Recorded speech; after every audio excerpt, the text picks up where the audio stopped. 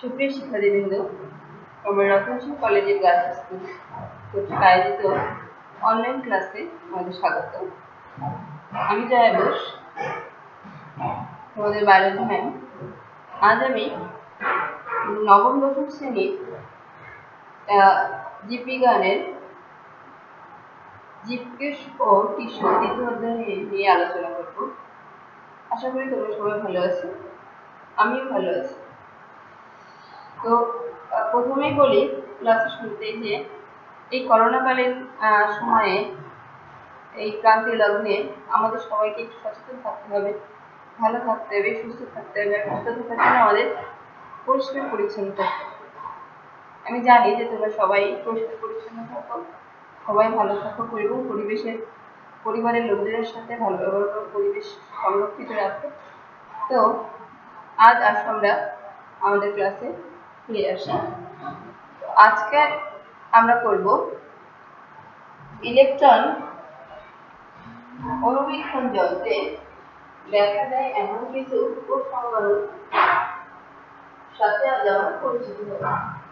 তো এর আগে আমি তোমাদের ক্লাস করিয়েছিলাম জীবকোষ ও টিস্যু অধ্যায় থেকে।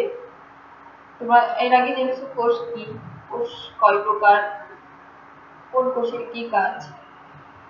তারপর জেনেছো উদ্ভিদ কোষ ও প্রাণী কোষ কি, তাদের কি কি অঙ্গাণু থাকে বা কি কি অঙ্গাণু থাকে না ইত্যাদি নিয়ে। তো আজ আমরা নতুন যে ক্লাসটা শুরু করব, যে ইলেকট্রন অনুবীক্ষণ দেখা যায় এমন কিছু উপসংহার সাথে যাবে পরিচিত হবে। তারপর প্রথমে এখানে আমরা একটা চিত্র দেখতে পাবো। সাধারণত কোনো চিত্র দেখলে আমরা কিন্তু উৎসুক হয়ে যাই, এটা কি বড় লেখা থেকে আমরা চিত্র যদি এফেক্টিভ হই বেশি। তো যারা বায়োলজি স্টুডেন্ট তারা অনেকে জানবে বা অনেকে জানবে না, এটা হচ্ছে কোষ প্রাচীর এর আণবিক চিত্র। এখানে আমরা দুইটা চিত্র দেখিয়েছি। একটা হচ্ছে কোষ প্রাচীরের কোষকে কোষ বরাবর কাটলে যেটা আসে সেটা কোন দিকে আসে, আর লম্ব বরাবর কাটলে যেটা আসে সেটা কোন দিকে আসে। এখানে কিছু অঙ্গ নাম আমি দিয়েছি, দেখো এই যে মাঝখানে যে একটা ফাঁকা মতো জায়গা, এইগুলো লম্ব বরাবর যে জায়গা, এটার নাম হচ্ছে মধ্যপথ। তারপরে কি আসছে যে এখানে যে মোটা দিয়ে কিন্তু প্রাথমিক প্রাচীর প্রথম অবস্থা যে প্রাচীর ছিল সেই অংশটা। তারপর হচ্ছে এটা হচ্ছে বহিঃস্তর, তারপর হচ্ছে মধ্যস্তর, একদম অবশেষে আছে অন্তঃস্তর, মানে খুব দূরের। এই যে বহিঃস্তর, মধ্যস্তর আর অন্তঃস্তর, এই তিনটি স্তর মিলে সৃষ্টি হয় গৌণ প্রাচীর। প্রথমে হয় প্রাথমিক প্রাচীর, আর গৌণ প্রাচীর কয়টি স্তর থেকে? তিনটি স্তর। কি বহিঃস্তর, মধ্যস্তর আর হচ্ছে অন্তঃস্তর, তিনটি স্তর। তো আসলে এই জিনিসের মধ্যে আলাদা তথ্যটা লিখেছি যে কোষ প্রাচীরটা কি। কোষ প্রাচীর হচ্ছে উদ্ভিদের একটা অত্যন্ত গুরুত্বপূর্ণ অংশ, যেটা সাধারণত প্রাণী কোষে দেখা যায়। কোষ প্রাচীর উদ্ভিদের গুরুত্বপূর্ণ অংশ, যা প্রাণী কোষে থাকে। এটা কি দিয়ে তৈরি? এটা মৃত বা জড় বস্তু দিয়ে তৈরি। কি দিয়ে তৈরি? মৃত বা জড় বস্তু দিয়ে তৈরি। এর রাসায়নিক গঠন বেশ জটিল। আমরা এর আগে দেখেছি যে উদ্ভিদ বা প্রাণী কোষের কিছু কিছু অংশ আছে যাদের রাসায়নিক গঠন বেশ জটিল, তেমন একটা অংশ কোষ প্রাচীর। কোষ প্রাচীরের রাসায়নিক গঠন বেশ জটিল। এর কি কি থাকে? Cellulose, hemicellulose, lignin, pectin, suberin ইত্যাদি যে প্রকৃতি রাসায়নিক পদার্থ দিয়ে কোষ প্রাচীর গঠিত হয়। এই যে এখানে লিখেছি, দেখো যে এর রাসায়নিক গঠন বেশ জটিল। এটা cellulose, hemicellulose, pectin, lignin, suberin দিয়ে সুবেরিন নামক রাসায়নিক পদার্থ দিয়ে এটা তৈরি হয়। এরপর কি আছে যে ব্যাকটেরিয়ার কোষ, তবে ব্যাকটেরিয়া আচ্ছা এটা কখনো আলাদা। ব্যাকটেরিয়ার কোষ প্রাচীর কি দিয়ে তৈরি হয়? Protein, lipid, polysaccharide. কি প্রোটিন, লিপিড আর পলিস্যাকারাইড দিয়ে তৈরি হয় ব্যাকটেরিয়ার কোষ প্রাচীর। আর তেমনি করে ছত্রাকের কোষ প্রাচীর তৈরি হয় কাইটিন দিয়ে বা কাইটিনের দিয়ে। হয় সবটাকে কোষ প্রাচীর। এরপর দেখো কোষ প্রাচীরের আরেকটি বৈশিষ্ট্য কি, যে প্রাথমিক অবস্থায় কোষ প্রাচীর কয়েকটা বিশিষ্ট একস্তরী। প্রাথমিক অবস্থায় কোষ প্রাচীর একস্তরী বিশিষ্ট, যেটা আমরা আগে বলেছি। পরবর্তীতে এটা যখন মধ্যপর্যায়ের পরে এটা নির্ভর করে তিন স্তর বিশিষ্ট একটা গৌণ প্রাচীর সৃষ্টি হয়। গৌণ প্রাচীর কিভাবে সৃষ্টি হয়, যে মধ্যপর্যায়ের উপর প্রোটোপ্লাজম মিশ্রিত কয়েক ধরনের রাসায়নিক সমস্ত জমা হয়। মধ্যপর্যায়ের উপর প্রোটোপ্লাজম মিশ্রিত কয়েক ধরনের রাসায়নিক সমস্ত জমা হয়ে একটা কোষ প্রাচীর সৃষ্টি করে। এটা হচ্ছে কি গৌণ কোষ প্রাচীর। এটা আমি বলে দেখিয়েছি বহিঃস্থল, মধ্যস্থল আর অন্তঃস্থল গৌণ প্রাচীর সৃষ্টি করে। এই গৌণ প্রাচীরের মাঝে মাঝে কিছু ছিদ্র থাকে, এই ছিদ্রকে বলা হয় কূপ। কি বলা হয়, গৌণ প্রাচীরের মাঝে যে ছিদ্রগুলো থাকে তাদেরকে বলে কূপ। তো আমরা জানলাম কোষ প্রাচীর বা সেল ওয়াল কি। সেল ওয়াল হচ্ছে কোষ প্রাচীরের ইংরেজি নাম, তাই না? প্রত্যেকটা মোটামুটি সব বায়োলজির কিছু কিছু ইংরেজি নাম রয়েছে, তাই না? কোষ প্রাচীর হচ্ছে সেল ওয়াল। এই সেল ওয়ালের বৈশিষ্ট্য জানলাম, কিভাবে থাকে এটা মোটামুটি চিত্রের মধ্যে দেখলাম। প্রত্যেকটা বায়োলজির অঙ্গাণু অংশগুলো কিছু কাজ থাকে, জৈবিক ক্রিয়াকলাপ থাকে, আমরা সেইভাবেই পরিচালিত হয়।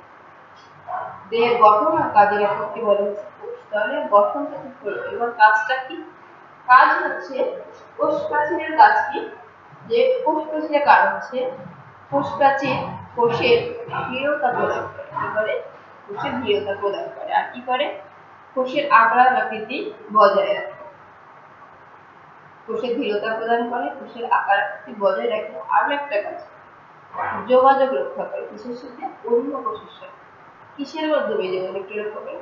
প্লাজমা ডেজমাটা বা আণুবীক্ষণিক একটা নালীর মাধ্যমে কোষ প্রাচীরের যে কোষ অন্য কোষের সাথে এদের যোগাযোগ রক্ষা করে বা যোগাযোগ নিয়ন্ত্রণ করে। তো আমরা জানলাম কোষ প্রাচীরের কয়টি কাজ, সাধারণত তিনটি কাজ। কোষের আকার আকৃতি বজায় রাখে, কোষের দৃঢ়তা প্রদান করে, আর প্লাজমা ডেজমাটা বা আণুবীক্ষণিক নালীর মাধ্যমে অন্য কোষের সাথে যোগাযোগ নিয়ন্ত্রণ করে। আসলে তাহলে এটা আমরা একটু লিখে দিই আমাদের কাজের মাধ্যমে, তাহলে আমাদের লিখতে সুবিধা হবে। এখানে পয়েন্ট মুছে দিয়ে লিখে দিই কিভাবে এটা করে।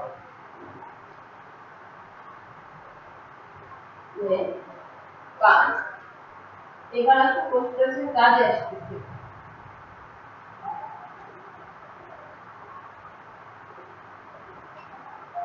কোষ প্রাচীরের কাজটা কি? কাজ হচ্ছে এক, কোষ প্রাচীর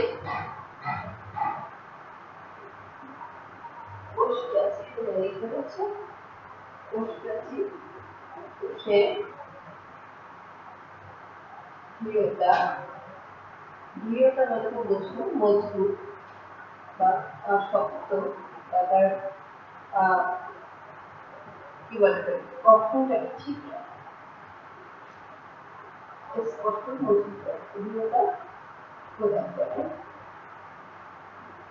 তারপরে কি হয়, যে কোষ প্রাচীর যদি ম্যাচ হতো তাহলে আমরা এরকম চিহ্নিত যেটা লিখতে পারতাম, কিন্তু সেটা সম্ভব হচ্ছে না, যেহেতু এটা নিশ্চিত আমাদের লিখতে শুরু করে কোষের আকার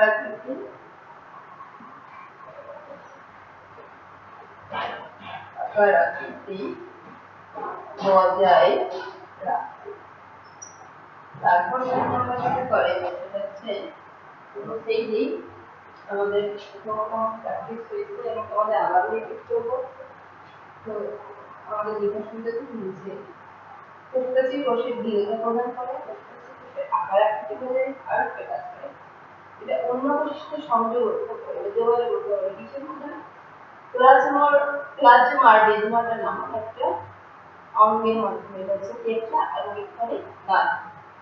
তো প্লাজমা ডেজমাটা বা আণুবীক্ষণিক নালী, নালী তো চলবে, সেটা আমাদের বোঝার সুবিধার্থে লিখে দিচ্ছি নালী। তাহলে ওটার মাধ্যমে অন্য কোষের সাথে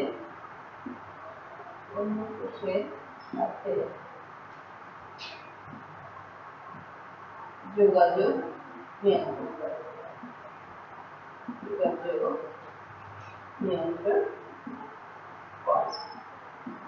তাহলে কি আসলে যে আমরা কোষ প্রাচীর কি, কোন কোষে পাওয়া যায়, আর হচ্ছে গিয়ে কোষ প্রাচীরের বৈশিষ্ট্য এবং কোষের কাজ জানতে পারলাম। কি কি কাজ? যে কোষ প্রাচীর কোষের দৃঢ়তা প্রদান করে, কোষ প্রাচীর কোষের দৃঢ়তা প্রদান করে, কোষ প্রাচীর কোষের আকার আকৃতি বজায় রাখে, প্লাজমা ডেজমাটা বা আণুবীক্ষণিক নালী, প্লাজমা ডেজমাটা হচ্ছে একটা আণুবীক্ষণিক নালী যার মাধ্যমে অন্য কোষের সাথে যোগাযোগ নিয়ন্ত্রণ করে। এটা গেল কোষ প্রাচীরের কাজ। আমরা কাছে কিছু কোষ সংখ্যার সাথে আজ আমরা পরিচিত হব। আমরা কয়টা কোষের সাথে পরিচিত হচ্ছি? একটা কি? কোষ প্রাচীর। কোষ প্রাচীরের সাথে পরিচিত হওয়ার পরে বললাম এরপর আসবে আমাদের প্রোটোপ্লাজম। কি? প্রোটোপ্লাজম পুরোপুরি মুছে দিলাম, আলোচনা করবো পরবর্তীতে। তাছাড়া তোমাদের পাঠ্যবইতেও এই লেখাগুলো আছে। আমি একটু সহজে তোমাদের একটা পয়েন্ট আউট করে দিলাম, তোমাদের মনে থাকবে। তুমি যখন পাঠ্যবইয়ের সাথে ক্লাসটা মিলাবা তখন দেখবা যে তোমার কিছু পেয়ে যাচ্ছে। এবার আসি প্রোটোপ্লাজম।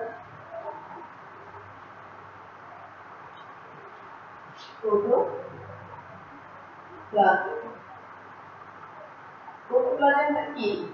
আসলে প্রোটোপ্লাজম হচ্ছে কোষের মধ্যে তক্তকে স্বচ্ছ যে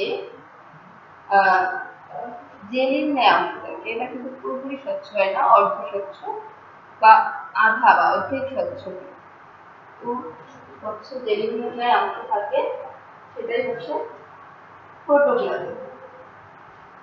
তো আমরা লিখে ফেলি সংজ্ঞাটা যে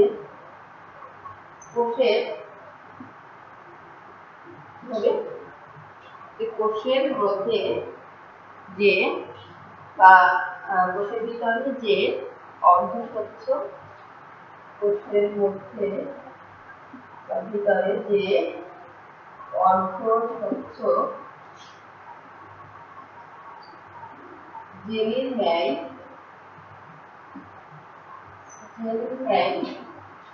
তক্তকে অংশ থাকে। তক্তকে জেলি যেমন আমরা অনেক জেলি ইউজ করেছি, অনেকে চুলে দেওয়ার জন্য যে ইউজ করি, তারপরে জেলি খাই, তাই না? আমের জেলি, তারপরে যে কোনো ফুলের জেলি হয়, এটা আমরা ইউটিউবে শুধু তখন দেখি না তক করে এরকম করে চটচট করে একটা ভাব, তো সেইটা। তো কোষের মধ্যে যে অর্ধস্বচ্ছ জেলির ন্যায় তক্তকে অংশ থাকে, সেটাই হচ্ছে কি, বা সেটাই হচ্ছে বা তাকে বলে, তাকে কি বলে? প্রোটোপ্লাজম বলে। তো এই প্রোটোপ্লাজমটা আসলে কি? এই কোষের মধ্যে যে অর্ধস্বচ্ছ জেলির ন্যায় তক্তকে অংশ থাকে তাকে প্রোটোপ্লাজম বলে। প্রোটোপ্লাজমের সংজ্ঞা আসবে তোমরাই সহজ কথাটা লিখে দিলে, সাধারণত এটা জ্ঞানমূলক প্রশ্ন আসবে, তোমরা 1 নম্বর পেয়ে যাচ্ছ, বা ব্যবহারিক আসলে তোমরা উত্তর দিলে ভালো নাম্বার পাচ্ছ মৌখিকে যদি আসে। কিংবা এবার ধরো এই যে প্রোটোপ্লাজমটা কোষ ঝিল্লি দিয়ে ঘেরা সবকিছু কিন্তু কি, কোষ ঝিল্লি দিয়ে ঘেরা সবকিছু প্রোটোপ্লাজম। এবং এমনকি যে কোষ ঝিল্লিটা, যে কোষ ঝিল্লির কথা বললাম আমি, এই কোষ ঝিল্লিটা হচ্ছে কি এটা প্রোটোপ্লাজমেরই একটা অংশ। তো লিখে ফেলি আমরা কোষ ঝিল্লি দিয়ে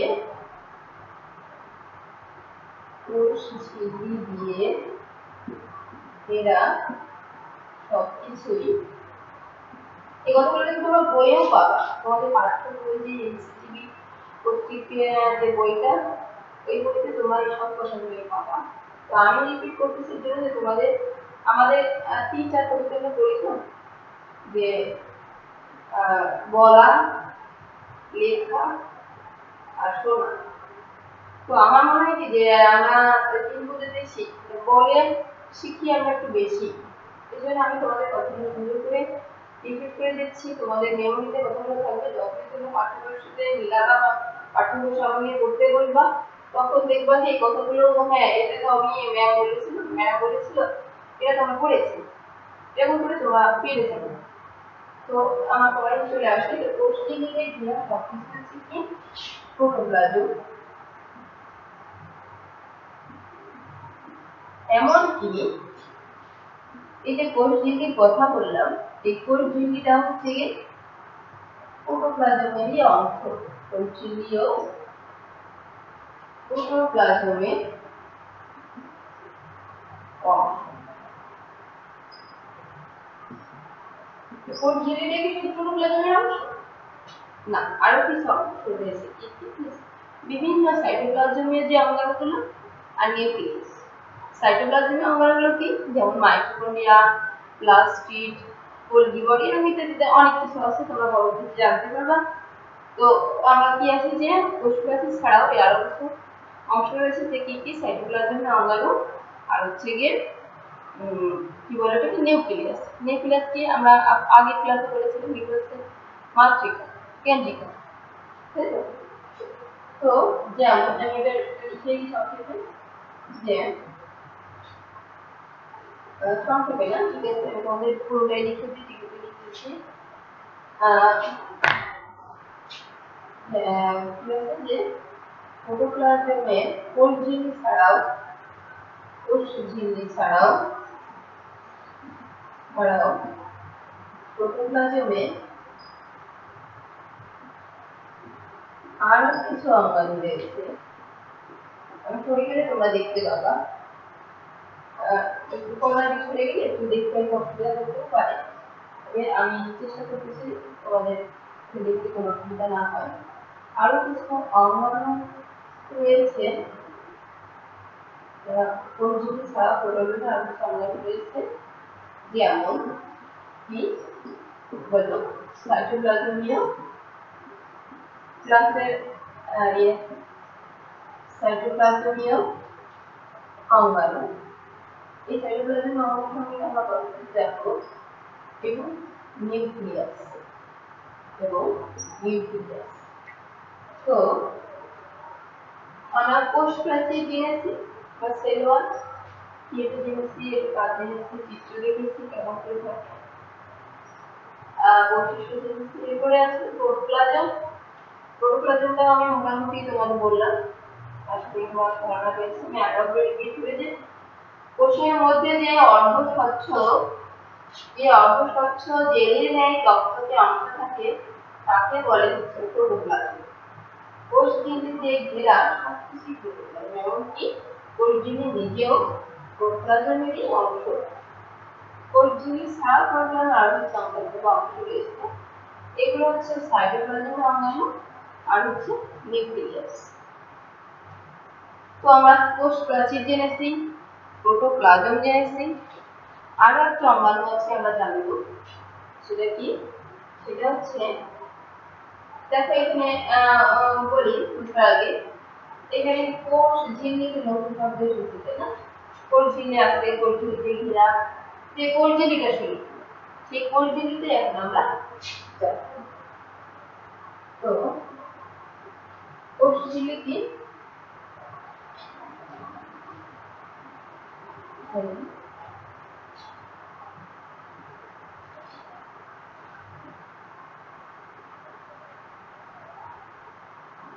কোষঝিল্লি হচ্ছে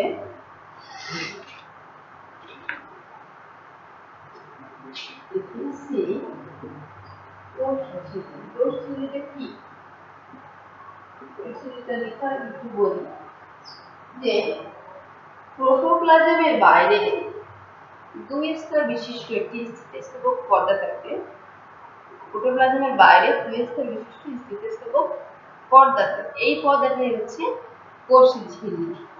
এই কোষ ঝিল্লি কি দিয়ে তৈরি হয়? কোষ ঝিল্লি সাধারণত লিপিড এবং প্রোটিন দিয়ে তৈরি হয়। এই কোষ ঝিল্লির আবার ভাঁজ থাকে কয়েকটি।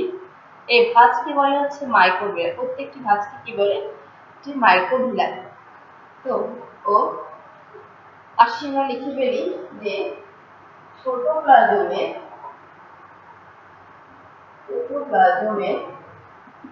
বাইরে যে দুই স্তর বিশিষ্ট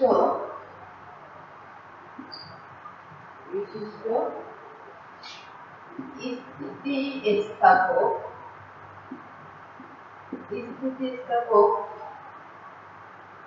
পর্দা থাকে তাকে কোষ ঝিল্লি বলে। কোষ ঝিল্লি বলে। কোষ ঝিল্লি কি দিয়ে তৈরি? কোষ ঝিল্লি প্রোটিন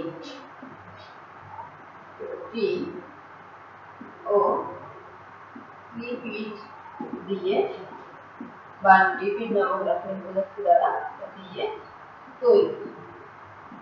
এরপর কোষ ঝিল্লির ভাঁজকে কি বলে? কোষ ঝিল্লির ভাঁজকে বলে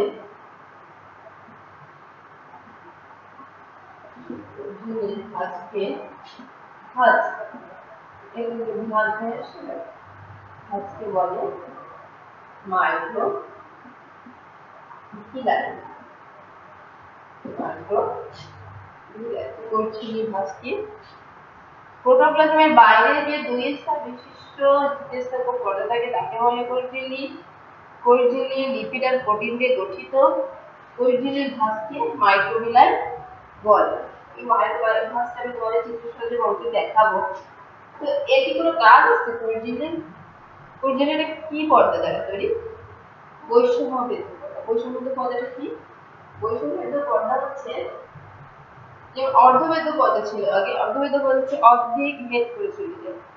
তেমনি বৈষম্যভেদ পর্দা একটু বেশি, অর্ধেকের বেশি ভেদ করে চলে যায়। এই জন্য এটাকে বলে বৈষম্যভেদ পর্দা। এখানে অর্ধভেদ নাই, কি হয়ে গেছে? বৈষম্যভেদ। সব জায়গায় লেখা দিবে। আমাদের সময় ছিল অর্ধভেদ লেখা, এখন থাকে বৈষম্যভেদ পর্দা। এই যে বৈষম্যভেদ পর্দা, কোষ ঝিল্লি হচ্ছে একটা বৈষম্যভেদ পর্দা। বৈষম্যভেদ পর্দা হয় একটা অভিস্রবণ প্রক্রিয়া কি করে? পানি আর খনিজ লবণ, কি পানি আর খনিজ লবণ চলাচলে নিয়ন্ত্রণ করে। এটা আরো একটা কাজ আছে। কি কাজ? যে কোষগুলোকে পরস্পর থেকে আলাদা রাখে। পাশাপাশি যে কোষগুলো থাকে সেই কোষগুলোকে পরস্পর থেকে একটু আলাদা করে রাখে। এটা হচ্ছে কোষ ঝিল্লির কাজ। আমরা লিখে ফেলি কাজটা যে এটি পর্দা। সবসময় সব লিখে নিজের ভাষায় লেখার চেষ্টা করি। তোমাদের ক্লাসে থাকবো একটু বলি যে আমরা যদি পুরোপুরি বইয়ের ভাষা আয়ত্ত করতে যাই তাহলে নিজেকে হারাই যাবে। বই তো অবশ্যই আমাদের দরকার, প্রয়োজনীয় একটা বিষয়, কিন্তু বই থেকে বইয়ের ভাষাটাকে সবসময় আমি নিজের মতো করে পড়ার চেষ্টা যদি করতে পারি তাহলে আমার মেমোরিতে ওই কথা থাকবে বেশি, আমার উপস্থাপনা করতেও সহজ হবে। আমি যদি মনে করি যে পুরোপুরি বইয়ের ভাষায় যা যা লেখা সেভাবে চলে যেত তাহলে কি হবে? তোমাদের মেমোরিতে রাখতে কষ্ট হবে। মানুষ হচ্ছে নিজে যে ভালোবাসে নিজের কথাগুলোকে মনে রাখে। তো বইয়ের ভাষাগুলোকে যদি আমি আমার ভাষায় পরিণত করতে পারি তাহলে আমার পড়াটা আরো বেশি সহজ হবে বা মনে রাখতে আরো বেশি সহজ হবে। মুখস্থ শিক্ষা মনে রাখা, মুখস্থ করে ফেলে কিছু হয় না। যদি তুমি বিষয়গুলো মনে রাখতে পারো পরবর্তীতে তুমি ওই জিনিসগুলো তোমার যখন দেখবা ওই পড়াশোনা যখন দেখবে তোমার এবার দেখি ও হ্যাঁ এটা কিরকম ছিল এরকম ছিল, তুমি পড়াটা মনে রাখবে। আর তুমি যদি মুখস্থ বা ধরে রাখতে চাও রাখবে জিনিস তাহলে কিন্তু থাকবে না। সবসময় নিজের জিনিসটাই নিজের কাছে থাকে, অন্যের জিনিসটাকে ধরে রাখা যায়। তো বইয়ের ভাষাটাকে কি করতে হবে? আমাদের নিজের ভাষায় নিজের মতো করে মনে রাখতে হবে, লিখতে হবে যে বইয়ের ভাষার সাথে যেন অবশ্যই মিল থাকে, বইতে যে কথাটা বলতেছে আমার কথাটার যেন একই কথা আসে, আমার কথাটার মানে যেন একই রকমই আসে।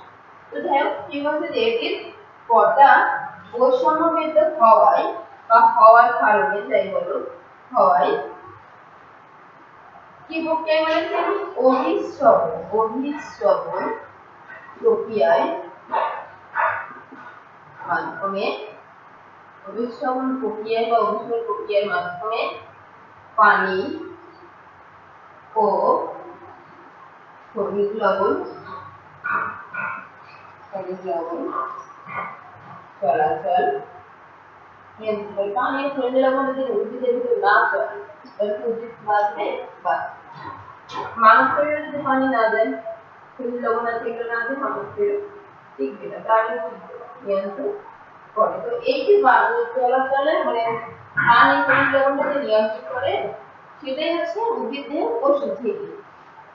এরপর কি করে আরেকটা কাজ, পাশাপাশি যে কোষগুলো থাকে সেই কোষগুলোকে পরস্পর থেকে আলাদা, পাশাপাশি কোষগুলোকে পরস্পর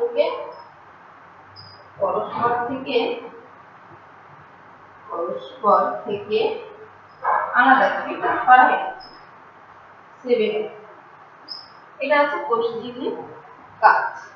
তো এখন তোমাদের মনে প্রশ্ন আসতে পারে যে এই যে কোষ ঝিল্লি এটা দেখতে কেমন, কিংবা এই যে একটা কথা আছে এখানে যে কোষ ঝিল্লির ভাঁজকে মাইক্রোমিয়ার বলে, কোষ ঝিল্লির ভাঁজগুলো কিভাবে হয় এটা তোমাদের পাঠ্য বইতেও আছে, আমি তোমাদের চিত্র মাধ্যমে এখানে দেখিয়ে দিচ্ছি। কোষ ঝিল্লির চিত্রটা একটু মুছে ফেলি। যে এই যে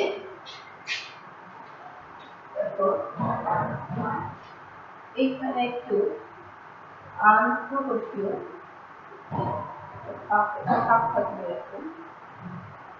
যেটার নাম আসলে আন্তঃকোষীয় বা আন্তঃকোষীয়, এটা এই যে এভাবে খাঁজ কাটা কাটতে কাটতে উঠে যাবে। এই যে ভাঁজগুলা, যে এরকম ভাঁজ হয়ে গেছে ক্রস করে করে করে করে ভাঁজ হয়ে, এই ভাঁজগুলাই হচ্ছে মাইক্রোভিলাই।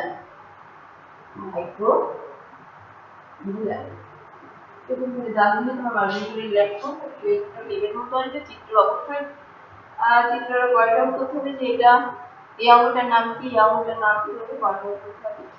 তাহলে চিত্রটার নাম হচ্ছে কয়েকটা গুরুত্বপূর্ণ জিনিস আছে যে বাইরে প্রযোজ্য। তো এটাতে তোমার একদম যে আর্টিফিশিয়াল হতে হবে, যা চালু কালো বা চারুকলা রাখতে ওরকম অত সুন্দর হতে পারতেছে না, কিন্তু প্রয়োজনীয় যে ডকুমেন্ট বা যে অঙ্কগুলো ওই অঙ্কগুলোতে আছে ওটা কিন্তু অবশ্যই তোমার দেখাতে হবে, তাহলে মোটামুটি বায়োলজি চিত্র আঁকা সম্ভব। তো আর এই যে ফার্স্ট কথা আমি নাম বলতেছিলাম বারবার, এটা কি আন্তঃকোষীয় স্তম্ভ। তো এটা হলো আমাদের কোষ ঝিল্লি। তো আজকে ক্লাসে আমরা কি কি জানবো, যে ইলেকট্রোমনোগ্রাফি যন্ত্রে দেখা যায় এমন কিছু কোষের সাথে আজ আমরা পরিচিত হলাম। প্রথমে আমরা পরিচিত হলাম কিছুর সাথে, এক হলাম হচ্ছে আমাদের কোষ প্রাচীর বা সেল ওয়াল। এটা কি ছিল, এটা হচ্ছে উদ্ভিদ কোষের একটা অত্যন্ত গুরুত্বপূর্ণ অংশ, যেটা প্রাণী কোষে থাকে না। এটা মৃত বা জড়বস্তু দিয়ে তৈরি হয়। এর রাসায়নিক গঠনও বেশ জটিল। কি কি আছে এতে cellulose, hemicellulose, lignin, suberin, pectin ইত্যাদি যে রাসায়নিক পদার্থ থাকে, এগুলো দিয়ে কোষ প্রাচীর তৈরি হয়। তারপরে কি হয় যে কোষ প্রাচীর এর কয়েকটা কাজ ছিল। কাজগুলো কেমন ছিল, যে কোষ প্রাচীর কোষের দৃঢ়তা প্রদান করে, তারপরে কোষের আকার আকৃতি দান করে, আরো একটা কাজ করে যে প্লাজমোডেজমাটা নামক একটা আণবিক ক্ষণিক নালীর মাধ্যমে অন্য কোষের সাথে যোগাযোগটা রক্ষা করে। তো আরেকটা এরপরে জেনেছি আমরা যে কোষ প্রোটোপ্লাজম। প্রোটোপ্লাজমটা কি ছিল, যে কোষের ভেতরে বা কোষের মধ্যে যে অর্ধ স্বচ্ছ তক্তক করে তক্তকে জেলি হয় যে অংশটা, ওটা হচ্ছে প্রোটোপ্লাজম। প্রোটোপ্লাজম হচ্ছে সব কিছু কোষ ঝিল্লি দিয়ে ঘেরা সবকিছুই হচ্ছে প্রোটোপ্লাজম। এমনকি কোষ ঝিল্লি নিজেও হচ্ছে প্রোটোপ্লাজমেরই একটা অংশ, তাই তো? এবার শুধু কি কোষ ঝিল্লি প্রোটোপ্লাজমের অংশ ছিল না, আরো কিছু অংশ আমরা জেনেছি যে কি সাইটোপ্লাজমের অংশ না, আর হচ্ছে কি নিউক্লিয়াস। নিউক্লিয়াস হচ্ছে কেন্দ্রে কোষের মাতৃকা বা কেন্দ্রিকা। আর সাইটোপ্লাজম হলো কি, সাইটোপ্লাজম মানে প্লাস্টিড, প্লাস্টিডের আবার ভাগ আছে ক্লোরোপ্লাস্ট, ক্লোরোপ্লাস্ট, ক্রোমাটোপ্লাস্ট, এগুলো পরবর্তীতে জানবা। তারপরে আছে মাইটোকন্ড্রিয়া ইত্যাদি ইত্যাদি অনেক পরবর্তীতে জানবো, আমাদের জানবো। তো এই পর্যন্ত ছিল প্রোটোপ্লাজম। তারপরে যেটা আমরা শিখেছি আর একটা কোষ ঝিল্লি। প্রোটোপ্লাজম যখন আমরা জেনেছি তখন আমাদের ওখানে একটু নাম চলে আসছে কোষ ঝিল্লি। তো এই কোষ ঝিল্লিটা কি, কোষ ঝিল্লি হচ্ছে প্রোটোপ্লাজমের বাইরে যে দুই স্তর বিশিষ্ট স্থিতিস্থাপক পর্দা থাকে, ওটাই হচ্ছে কোষ ঝিল্লি। কোষ ঝিল্লি কি দিয়ে তৈরি হয়, প্রোটিন আর লিপিড সহ। তারপরে কোষ ঝিল্লির যে ভাঁজ থাকে, প্রত্যেকটা ভাঁজের উপরে চিত্রের মাধ্যমে দেখিয়ে দিচ্ছি, ভাঁজকে কি বলে, মাইটোকন্ড্রিয়া। মাঝখানে কি থাকে, আন্তঃকোষীয় ভাগ বা স্ট্রাকচার। কোষ ঝিল্লির তো অবশ্যই কাজ আছে, আমি বলেছি প্রত্যেকটা বায়োলজিক্যাল আমার কাজ রয়েছে। তো এই কোষ ঝিল্লির কাজ কি, এটির পর্দা কোষ ঝিল্লির পর্দা বৈষম্য বৃদ্ধ হওয়া। বৈষম্য কি আবার একবার যে বৈষম্য হচ্ছে অর্ধেকের বেশি বেড়ে যাওয়া। তো বৈষম্য বৃদ্ধ হওয়ায় অভিস্রবণ প্রক্রিয়ার মাধ্যমে পানি ও খনিজ লবণ চলাচলের নিয়ন্ত্রণ করে। কি করে, অভিস্রবণ প্রক্রিয়ার মাধ্যমে পানি ও খনিজ লবণ চলাচল নিয়ন্ত্রণ করে, যেহেতু এটা বৈষম্য বৃদ্ধ পর্দা। আর কি কাজ করে, পাশাপাশি যে কোষগুলো থাকে সেই কোষগুলোকে আলাদা করে রাখে। এটা হচ্ছে কি কোষ ঝিল্লির কাজ। তো আশা করি আজকের ক্লাস সম্পর্কে তোমরা ধারণা পেয়েছো, তোমাদের ভালো লাগবে। তোমরা অবশ্যই একটু গিয়ে যে কমেন্ট অপশন ফলো জিজ্ঞাসা সার্চ দিলে আমাদের ক্লাসগুলো দেখতে পাবে। সেখানে আমার ক্লাসে নবম দশম শ্রেণীর দ্বিতীয় অধ্যায়ের জীবকোষ ও টিস্যু এর এই যে পরবর্তী পার্টটা, আমরা আগের ক্লাসে শিখেছিলাম উদ্ভিদ কোষ আর প্রাণী কোষের পরিচিতি, আর আজ ক্লাসে দেখলাম এই একটু মুখ্য জলদি দেখা যায় কিছু কোষ সংজ্ঞাটা। এই যে এই ক্লাসটা তোমরা অবশ্যই দেখতে পাবে। এখানে তোমরা কমেন্ট বক্সে কমেন্ট করবা, কি হলো না হলো কি জানাবা অবশ্যই আমাকে। সবাই সুস্থ থাকবা, ভালো থাকবা। আর এই বলে আজ ক্লাস শেষ করছি। ধন্যবাদ সবাইকে।